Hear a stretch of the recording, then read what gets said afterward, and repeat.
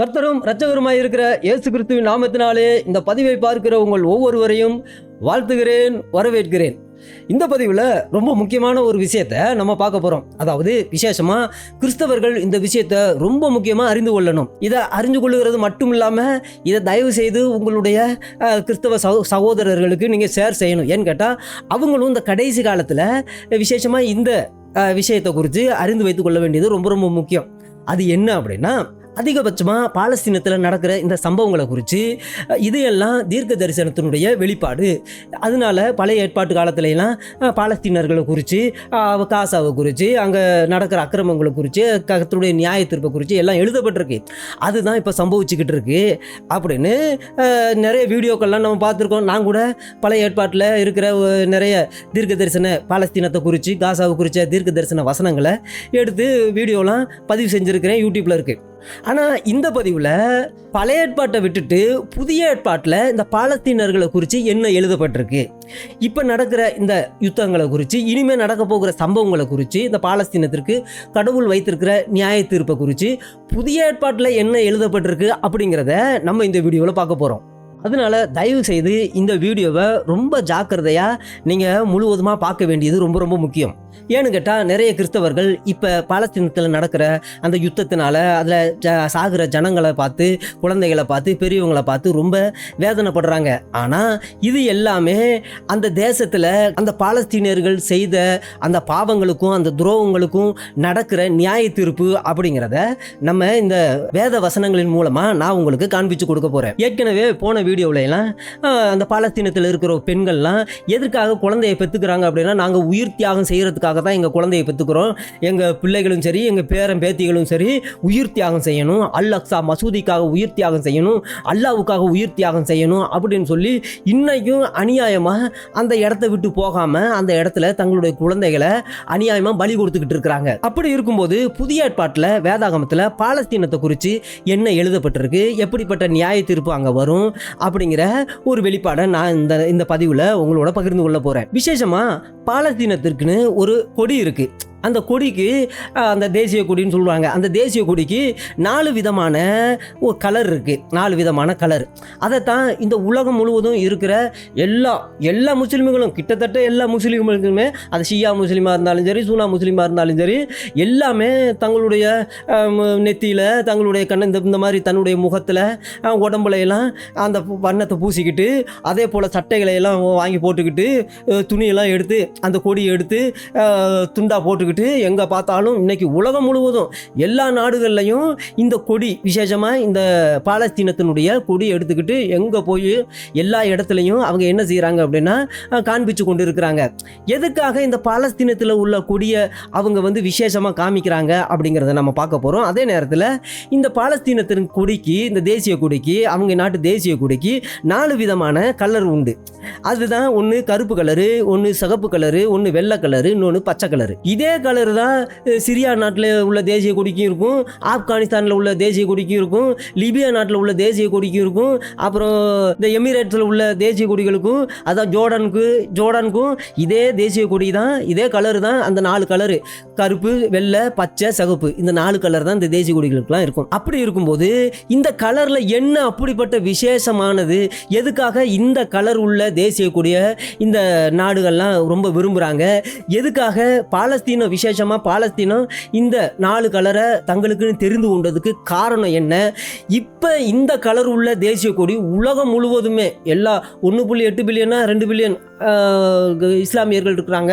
ஏன் தமிழ்நாட்டில் உள்ள புண்ணியவான்கள் கூட, இஸ்லாமியர்கள் கூட இந்த தேசிய கொடியை தான் நிறைய பேர் வீட்டில் எல்லாம் கொடியாக மாற்றி வச்சிருக்கிறாங்க எங்கள் பாலஸ்தீனம். ஏன்னு கேட்டால் ஏதோ ஒரு இரங்கல் தெரிவிக்கிற மாதிரி காண்பிக்கிறாங்களே அப்படின்னு நம்ம பார்க்குறோம். இல்லை, இதுக்கு பின்னாடி ஒரு மகா பெரிய ஒரு தீர்க்க தரிசனம் இருக்குது. இன்னைக்கு உலகம் முழுவதும் இருக்கிற இஸ்லாமியர்களும் சரி, இஸ்லாமியர் அல்லாதவர் கூட நிறைய பேர் என்ன செய்கிறாங்கன்னா, ஏன் இந்த கே, இந்த ஹோமோசெக்சுவல், லெஸ்பியன், இவங்கெல்லாம் கூட இந்த தேசிய கொடியை எடுத்து கழுத்தில் மாட்டிக்கிட்டு எங்கே போனாலும் ஃப்ரீ பாலஸ்தீன் சொல்லிக்கிட்டு இந்த தேசிய கொடியை எல்லா இடத்துலையும் காமிச்சுக்கிட்டு போராட்டம், இந்த உலகம் முழுவதும் பயங்கரமான போராட்டம் பண்ணிக்கிட்டு இருக்காங்க.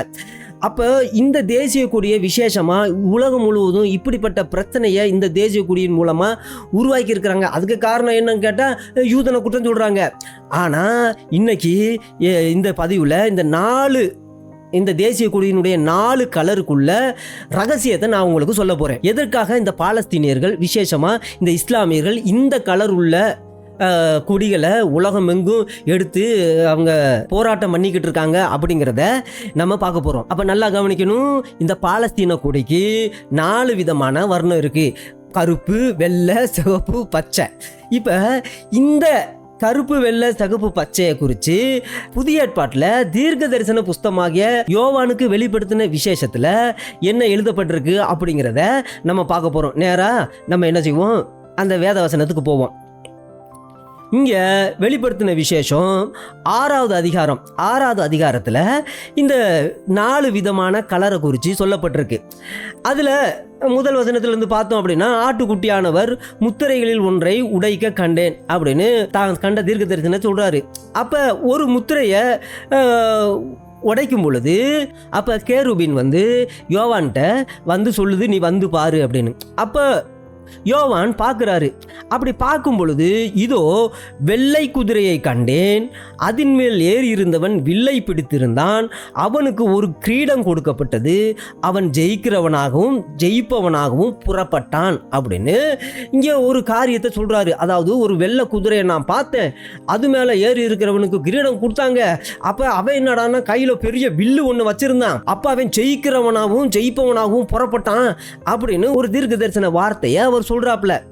இதனுடைய அர்த்தம் என்ன அப்படின்னு போய் பார்த்தா, இந்த வெள்ளை குதிரை சம்பந்தப்பட்ட வசனத்துக்கு ஆரம்பத்தில் என்ன எல்லாம் சாதாரணமாக சொல்லியிருந்தாங்கன்னா, வெள்ளை குதிரை இருக்கு, கிரீடம் இருக்கு, அதில் ஏறி இருக்கு, அதில் ஒருத்தர் ஏறி இருந்தார், வில்ல பிடிச்சிருந்தாரு, எங்கேயோ புறப்பட்டு போனார், அவர் ஜெயிக்கிறவராக இருந்தார் அப்படின்னு பார்த்தா அது இயேசு கிறிஸ்துவ தான் சொல்லியிருக்கும். என்கிட்ட இயேசு கிறிஸ்துவ தான் கிரீடம் சூட்டிக்கிட்டு வெள்ளை குதிரையில் அவர் தான் வருவார், அவர் ஒருவேளை இந்த உலகத்தில் சுவிசேஷத்தை பரப்பிப்பார், அதனால இந்த வசனத்துக்கு இயேசு கிறிஸ்துவ தான் அர்த்தம் அப்படின்னு நிறைய பேர் யதார்த்தமா சொல்லிக்கிட்டு இருந்தாங்க.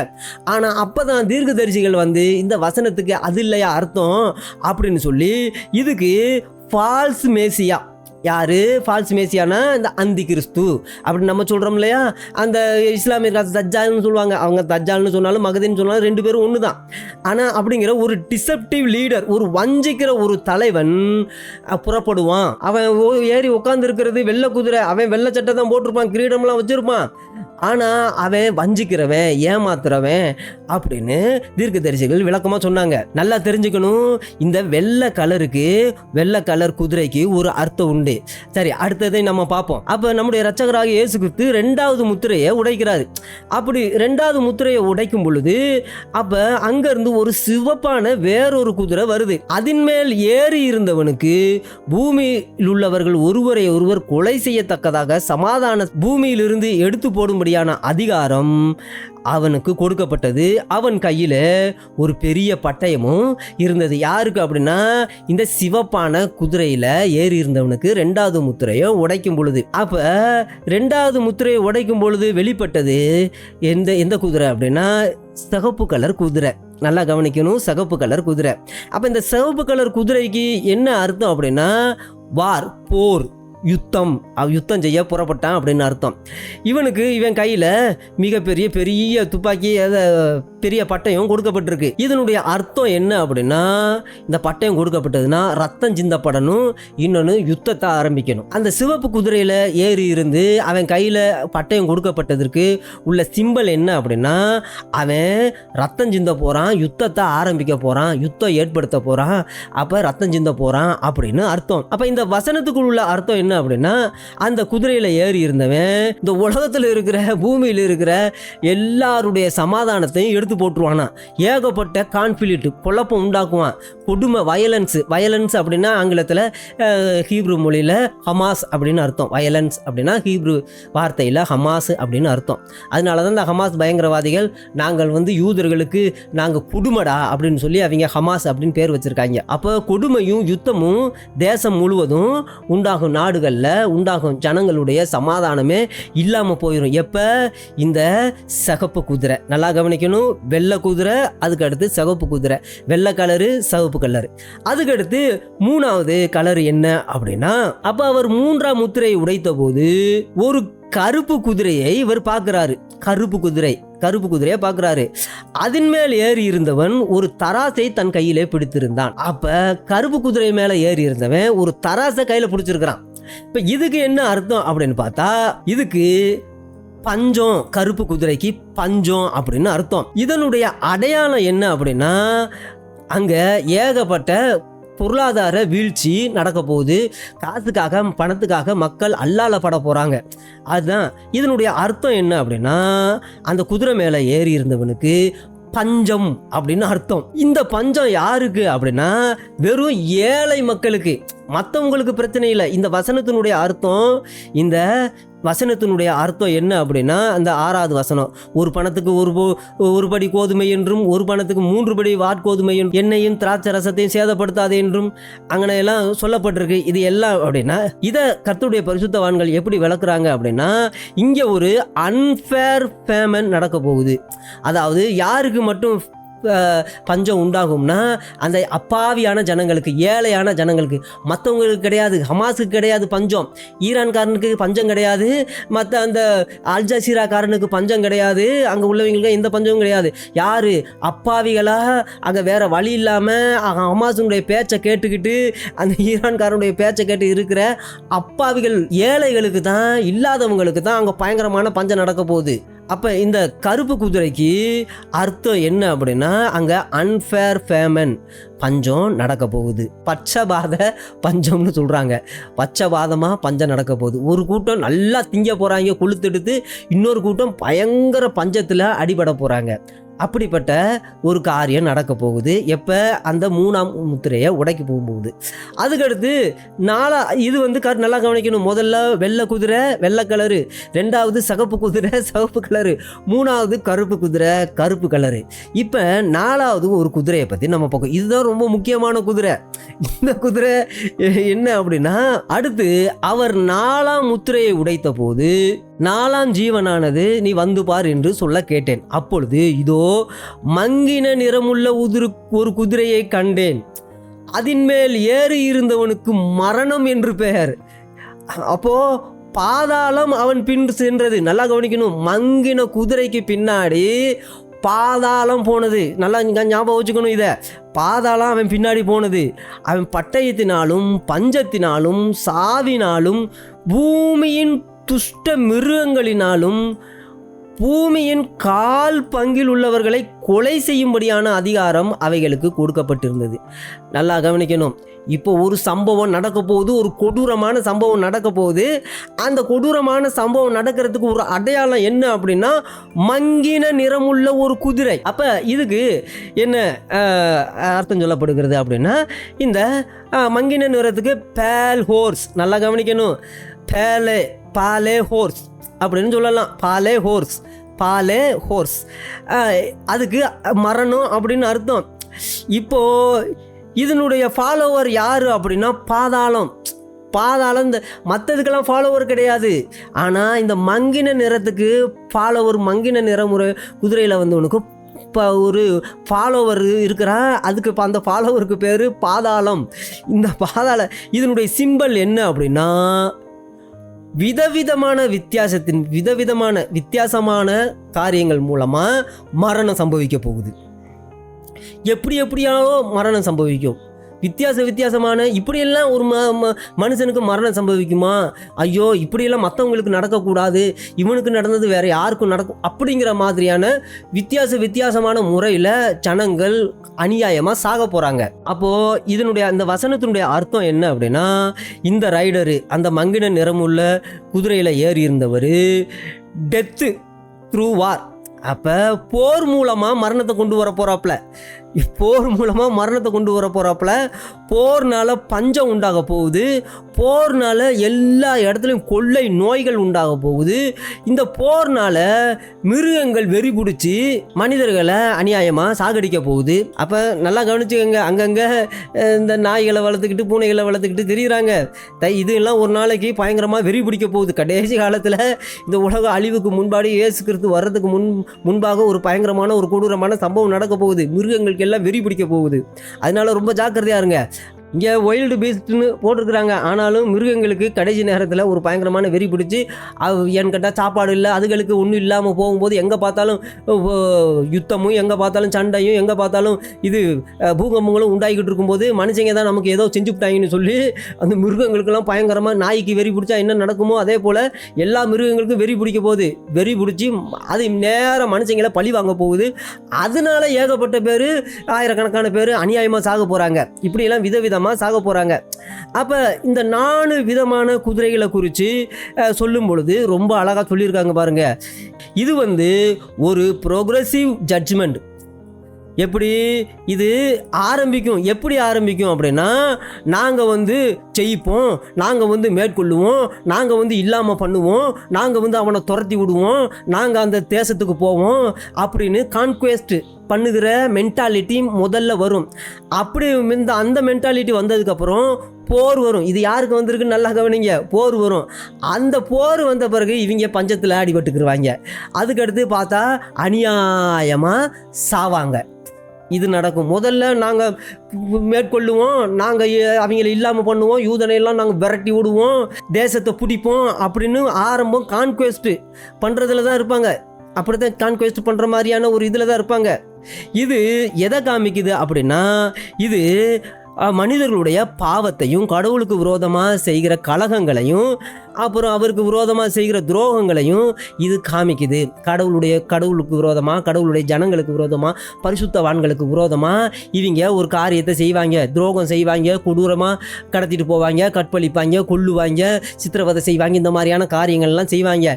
இதனால இந்த 4 விதமான குதிரைகள் மூலமாக ஒரு தீர்க்க தரிசன ஒரு வெளிப்பாடை யோவானுக்கு பரிசுத்த ஆவியானவர் காண்பிக்கிறாரு. அப்போ இந்த 4 விதமான குதிரையினுடைய கலர் என்ன அப்படின்னா, ஒன்று வெள்ளை கலரு, சகப்பு கலரு, கருப்பு கலரு, அதுக்கடுத்து மங்கின நிறமுடைய கலரு. இந்த 4 கலரும் இப்போ எங்கே இருக்குது அப்படின்னா, யாருக்கிட்ட இருக்குது அப்படின்னா, இந்த பாருங்க, இந்த அம்மா போட்டிருக்கல இந்த கொடியில் கருப்பு கலரு, சகப்பு கலரு, வெள்ளை கலரு, அதுக்கடுத்து பச்சை கலர் இருக்குது. மங்கின நிறத்துக்கு பதிலாக இந்த இடத்துல பச்சை கலர் இருக்குது. எதனால இந்த இடத்துல பச்சை கலர் இருக்குது அப்படிங்கிறத நான் உங்களுக்கு விளக்கமாக சொல்கிறேன் பாருங்க. அப்போ இன்னைக்கு இந்த உலகம் முழுவதும் இந்த 4 விதமான கலர் உள்ள கொடியை பிடிச்சுக்கிட்டு உலகம் முழுவதும் இருக்கிற இஸ்லாமியர்கள் போராட்டம் கலகம் பண்ணிக்கிட்டு இருக்கிறாங்க.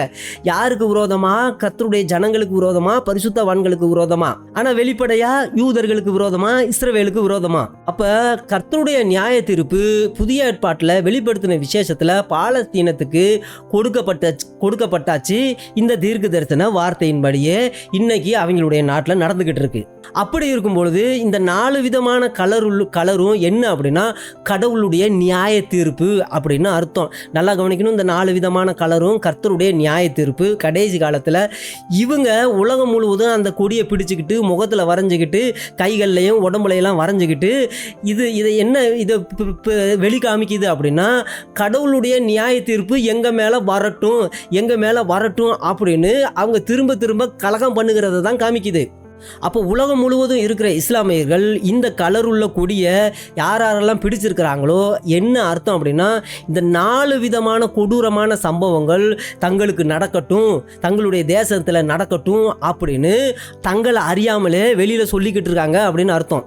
சரி, இப்போ இந்த 4 விதமான கலரில் மங்கின நிறத்தை குறித்தும் இந்த பச்சை கலரு குறித்தும் உள்ள ஒற்றுமையை நம்ம பார்க்க போகிறோம். இந்த வெளிப்படுத்தின விசேஷம் 6வது அதிகாரம் 8வது வசனத்தில் இந்த மங்கின நிறமுள்ள அப்படிங்கிற ஒரு காரியத்தை நம்ம பார்க்குறோம். இதை நேராக நம்ம போய் இந்த மங்கின நிறத்துக்கு கிரேக்க மொழியில் என்ன அர்த்தம்னு நம்ம பார்க்க போகிறோம். நல்லா கவனிங்க. மங்கின நிறத்துக்கு வெளிப்படுத்தின 6வது அதிகாரம் 8வது வசனம். இதில் கிரேக்க மொழியில் மங்கின நிறத்துக்கு ஆங்கிலத்தில் பாலே. நல்லா கவனிக்கணும். மங்கின நிறத்துக்கு கிரேக்க மொழியில் அது கிரீக்கில் என்ன அப்படின்னா குளோரோஸ் அப்படின்னு அர்த்தம். அதாவது மங்கின நிறத்துக்கு கிரீக்கில் குளோரோஸ் அப்படின்னு அர்த்தம். ஆனால் ஆங்கிலத்தில் இது பால் அப்படின்னு அர்த்தம். பேல் அப்படின்னு சொல்கிறாங்க, இது பால் அப்படின்னு அர்த்தம். இந்த பால் அப்படின்னா மங்கின நிறம் அப்படின்னு இது அர்த்தமாகுது. ஆனால் இதில் பச்சை கலர் எங்கே வந்துச்சு ஏன்னு கேட்டால் பால் அப்படின்னா அது மங்கின நிறம்னு தானே அர்த்தம். குளோரோஸ் அப்படின்னா இது மங்கின நிறத்தை தானே குறிக்குது. அப்போ இதில் ஆனால் பாலஸ்தீன கொடியில் பச்சை கலரில் இருக்குது, அது மங்கின நிறம் கிடையாது அப்படின்னு நிறைய பேர் சொல்லுவாங்க. நல்லா கவனிங்க, இந்த குளோரோஸ் அப்படின்னு அந்த வார்த்தைக்கு 2 விதமான அர்த்தம் உண்டு. குளோரோஸ் அப்படிங்கிற வார்த்தைக்கு 2 விதமான அர்த்தம் உண்டு. ஒன்று, இது பால், அதாவது மங்கின நிறம் அப்படின்னு அர்த்தம். 2வது, இது பச்சை அப்படின்னு, பச்சையான அப்படின்னு இந்த குளோரோஸ் அப்படிங்கிற வார்த்தைக்கு நல்லா கவனிக்கணும். கிறிஸ்தவர்கள் தெளிவாக கவனிக்கணும். இது பால் அப்படின்னு ஆங்கிலத்தில் அர்த்தம், மங்கின நிறம்னா. அதே நேரத்தில் இந்த குளோரோஸ் அப்படிங்கிறதுக்கு இன்னொரு அர்த்தமும் உண்டு. அது பச்சையான அப்படின்னு அர்த்தம் கொடுக்கும். அதைத்தான் வெளிப்படுத்தின விசேஷம் 8வது அதிகாரம் 7வது வசனத்தில் இங்கே தெளிவாக எழுதப்பட்டிருக்கு. முதலாம் தூதன் எக்காலம் ஊதினான், அப்பொழுது இரத்தம் கலந்த கல்மழையும் அக்னியும் உண்டாகி பூமியில் கொட்டப்பட்டது.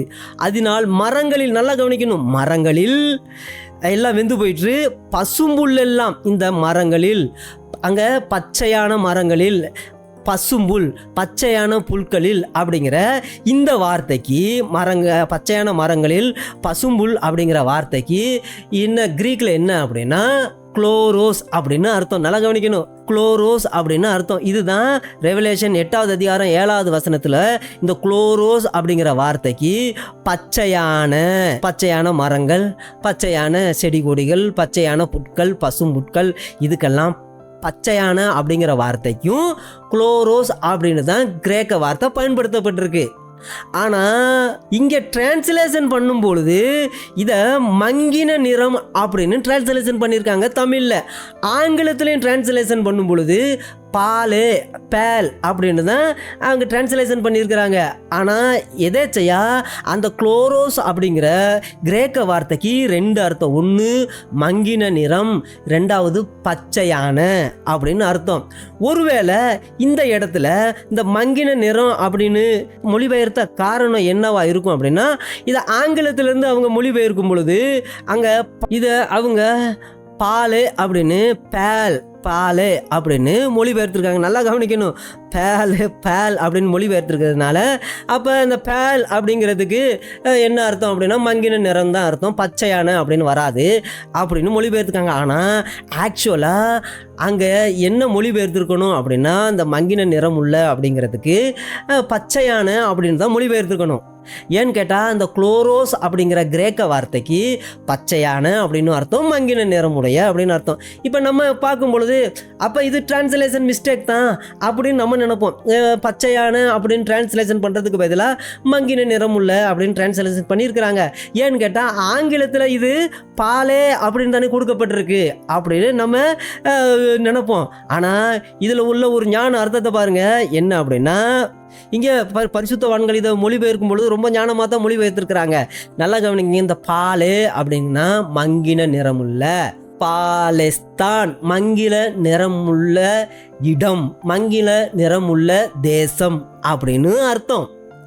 பாலஸ்தான், இது பாகிஸ்தான், ஆப்கானிஸ்தான், இந்துஸ்தான், இந்த ஸ்தான் அப்படிங்கிறது. அது போலவே இந்த பாலஸ்தான், பாலஸ்தைன், பாலிஸ்தீன், பாலஸ்தான் அப்படின்னு வரும். ஏன்னு கேட்டால் இந்த பால் அப்படின்னு இங்கே இவங்க இந்த வார்த்தையை ஆங்கிலத்தில் மொழிபெயர்த்துறதுக்கும் ஒரு காரணம் உண்டு.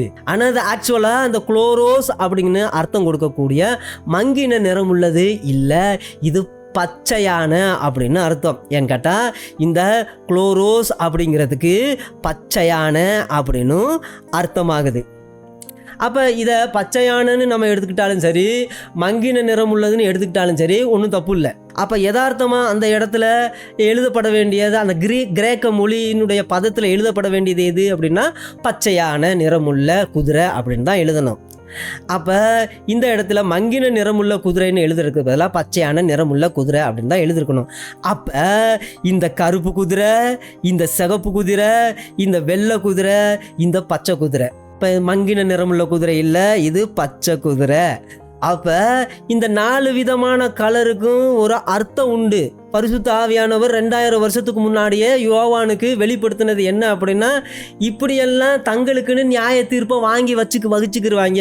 ஏன்னு கேட்டால் கருப்பு குதிரையினுடைய சாபமும், வெள்ளை குதிரையின் மேலிருந்து வர்ற சாபமும், சிகப்பு குதிரையினுடைய சாபமும், பச்சை குதிரையினுடைய சாபமும், மங்கின நிறமுள்ள குதிரையினுடைய சாபமும் யார் மேலே இருக்கணும்? யாரெல்லாம் இந்த கலரை, இந்த பாலஸ்தீனத்தினுடைய கொடியை பிடிச்சிக்கிட்டு திரியிறாங்களோ, ஊர் ஊரா நாடு நாடா தெரு தெருவா போய் இந்த கொடியை பிடிச்சிக்கிட்டு தலையில் வச்சுக்கிட்டு பிரி பாலஸ்தீன் அப்படின்னு சொல்கிறாங்க. அப்படின்னா ஐயோ கடவுளே, ஏன் எங்கள் மேலே இந்த 4 குதிரையினுடைய சாபங்களும் வரட்டும், வெள்ளை குதிரையினுடைய சாபம் வரட்டும், சிகப்பு குதிரையினுடைய சாபம் பஞ்சம் வரட்டும், கருப்பு குதிரையினுடைய சாபம் வரட்டும், எங்கள் மேலே விழுகட்டும், பஞ்சம் வரட்டும், யுத்தம் வரட்டும், ரத்தம் சிந்தப்படட்டும் அப்படின்னு தங்களுக்கு தெரியாமல் தாங்களே கடவுள்கிட்ட இவங்க சொல்லிக்கிட்டு இருக்காங்க. விசித்திரமாக வித்தியாசமாக நமக்கே தெரியாமல் இவங்க எல்லா இடத்துலையும் எங்கள் மேலே கடவுளுடைய நியாய தீர்ப்பு வரட்டும், எங்கள் மேலே கடவுளுடைய நியாய தீர்ப்பு வரட்டும் அப்படின்னு அர்த்தம். ஃப்ரீ பாலஸ்தீன், ஃப்ரீ பாலஸ்தீன் அப்படின்னா எங்கள் மேலே கடவுளுடைய நியாய தீர்ப்பு வரட்டும். அந்த 4 குதிரையிலிருந்து வரக்கூடிய அந்த மனுஷர்கள் எங்களுக்கு அந்த வில்லை பிடிச்சிக்கிட்டு, அந்த பட்டயத்தை பிடிச்சிக்கிட்டு, அந்த தராசை பிடிச்சிக்கிட்டு, அப்புறம் அந்த பாதாளத்தை பின்னாடி துரத்திக்கிட்டாங்க. ஏன்னு கேட்டால் இந்த மங்கின நிறம், இந்த பச்சை நிறத்துக்கு குதிரை வரும் பொழுது அது என்ன அப்படின்னா பாதாளம் அவன் பின்னாடி போனது அப்படின்னு அர்த்தம். அப்போ எங்கள் பின்னாடி பாதாளம் வரட்டும், நாங்கள்லாம் பாதாளத்துக்கு போகட்டும் அப்படின்னு சொல்கிறாங்க. நல்லா கவனிக்கணும் கிறிஸ்தவர்களே, எங்கே பார்த்தாலும் இஸ்லாமியர்கள் ஃப்ரீ பாலஸ்தீன், ஃப்ரீ இஸ்லாமியர்களும் சரி, இஸ்லாமியர் அல்லாதவரும் சரி, இந்த உலகம் முழுவதும் கிட்டத்தட்ட 2-3 பில்லியனுக்கு மேலே ஜனங்கள் என்ன செய்கிறாங்க அப்படின்னா எங்கே பார்த்தாலும் இந்த சான்ட்டு, இந்த சுலோகத்தை ஓதிக்கிட்டு இருக்காங்க. அப்படின்னா தங்களுக்கு தாங்களே எங்களுக்கு நியாய தீர்ப்பு வருவதாக, நாங்கள் சாகட்டும், நாங்கள் பாதாளத்துக்கு போகட்டும் அப்படின்னு சொல்றதுக்கு சமம். எவெல்லாம் இந்த கொடியை பிடிச்சிருக்கிறானோ இவன் இந்த 4 விதமான அந்த குதிரையில வருகிற அந்த சாபங்களை இவன் வாங்கி கட்டிக்கிடுவான், இவன் குடும்பத்துக்கு வாங்கி கட்டிக்கிடுவான், இவன் ஊருக்கு வாங்கி கட்டிக்கிடுவான், இவங்க சமுதாயத்துக்கு வாங்கி கட்டிடுவான். தயவு செஞ்சு கிறிஸ்தவர்கள் இந்த சாண்டை ஒரு நாள் ஏற்றுக்கொள்ளவே கூடாது. இது சாபகரமாக, அதாவது வெளிப்படுத்தின விசேஷத்தில் சொல்லப்பட்ட 6ஆம் அதிகாரத்தில் சொல்லப்பட்ட அந்த முத்திரைகளை உடைக்கும் போது, 4 விதமான முத்திரைகளை உடைக்கும் போது 4 விதமான குதிரைகள் புறப்பட்டு 4 விதமான காரியங்களை அந்த பூமியில் நடப்பிச்சு ஒரு தேசத்தில், அது இப்போ பாலஸ்தீனத்தில் நடந்துக்கிட்டு இருக்கு. யாரெல்லாம் இந்த கொடியை, இந்த கலரை தங்க மேலே பூசிக்கிட்டு துப்பட்டாவா இல்லை சட்டையாக மாட்டிக்கிட்டு திரிஞ்சுக்கிட்டு ஃப்ரீ பாலஸ்தீன்னு சொல்லிக்கிட்டு திரிகிறாங்களோ அவங்களுக்கு எல்லாத்துக்குமே இந்த சாபம் அவங்களுக்கு வரும். பாதாளம் அவங்க பின்னாடி வரும். எங்கே பார்த்தாலும் யுத்தமும் பஞ்சத்தினாலையும் அநியாயமாக இவங்க சாவாங்க. இவங்களும் ஒருத்தரை அதான் நல்லா கவனிங்க. இங்கே சொல்லப்பட்டிருக்கு என்ன அப்படின்னா, ஒரு பூமியில் உள்ளவர்கள் ஒருவரையொருவர் கொலை செய்யத்தக்கதாக ஒருத்தன் கொலை செய்கிறான். ஏன்னு கேட்டால் சமாதானம் இல்லை அப்படின்னு. இன்னைக்கு நல்லா கவனிக்கணும். இன்னைக்கு உள்ள இந்த மதவெறி பிடிச்சிருக்கிற ஜனங்கள் எல்லாருமே பயங்கரவாத தீவிரவாத மனநிலையோடு இருக்கிற ஒரு சமுதாயம், மனநிலையோடு இருக்கிற ஒரு மதத்தினர். இன்னைக்கு எவனடா கொல்லலாம், எவனையாவது கொல்லணும் அப்படின்னு. அதனால தான் வேதாகமத்தில் கூட நம்முடைய இரட்சகராகி இயேசு கிறிஸ்து சொல்லியிருக்கிறாருங்க, பாருங்கப்பா, உங்களை கொலை செய்கிறவன் கடவுளுக்கு, அதாவது அரபி மொழியில் அல்லாவுக்கு தொண்டு செய்கிறவன் என்று நினைக்கும் காலம் வரும் அப்படின்னு தெளிவாக சொல்லியிருக்கிறாரு. அப்படிங்கிற பட்சத்தில் இன்னைக்கு இருக்கிற அந்த பயங்கரவாதிகளும் தீவிரவாதிகளும் காஃபிரு, இவங்களை கொன்னா ஒன்றும் கிடையாது, இவங்களை கொன்னா அல்லாஹ் சந்தோஷப்படுவான் அப்படின்னு சொல்லிக்கிட்டு ஒரு பயங்கரமான போதனையை, உபதேசத்தை தாங்களும் நம்பிக்கிட்டு மற்றவங்களுக்கும் போதிச்சுக்கிட்டு இன்னைக்கு கொடூரமாக சுற்றி திரிகிறாங்க உலகத்தில். ஃப்ரீ பாலஸ்தீன்னு சொல்லிக்கிட்டு ஒவ்வொரு நாடுகளையும் இவங்க ஒரு வழி ஆக்கிக்கிட்டு இருக்காங்க. அதனால கிறிஸ்தவர்கள் ரொம்ப ஜாக்கிரதையாக இருந்து இந்த 4 விதமான கலரை யாரெல்லாம் மூஞ்சிலையோ உடம்புலையோ பூசிக்கிட்டு சாண்டை சொல்லிக்கிட்டு திரிகிறாங்களோ இவங்க தங்களுக்கு தாங்களே இந்த சாபங்களை, இந்த மரணத்தை, இந்த பாதாளத்தை, நித்திய அழிவை இவங்க வாங்கிக்கிறாங்க. நியாய தீர்ப்பை அதாவது இந்த வசனத்தினுடைய நியாய தீர்ப்பு கடவுள் செய்ய போகிற நியாய தீர்ப்பு அப்படின்னு அர்த்தம். எதுக்காக இவங்களுக்கு நியாய தீர்ப்பு வரணும் அப்படிங்கிறதையும் நான் உங்களுக்கு சொல்ல வேண்டியது ரொம்ப ரொம்ப முக்கியம். தயவு செஞ்சு அதை அடுத்த வீடியோவில் நான் உங்களுக்கு சொல்கிறேன். அப்போ கிறிஸ்தவர்கள் தயவு செய்து அறிந்து கொள்ளுங்கள், இந்த வேதாகம வெளிப்படுத்தின விசேஷத்தில் 6வது அதிகாரத்தில் இந்த பாலஸ்தீனத்தில் நடக்கிற யுத்தங்களும் பஞ்சங்களும் சாவுகளும் இதையெல்லாம் குறித்து தெளிவாக எழுதப்பட்டிருக்கு. அதுதான் இப்போ நடந்துக்கிட்டு இருக்கு. அந்த பாலஸ்தீனர்கள் செய்த துரோகங்களும் அவங்களுடைய பாவங்களும் அவங்கள கொடூரங்களும் நான் நிறைய வீடியோக்களில் போட்டிருக்கேன். அடுத்த வீடியோவிலையும் நான் உங்களுக்கு காண்பிப்பேன்.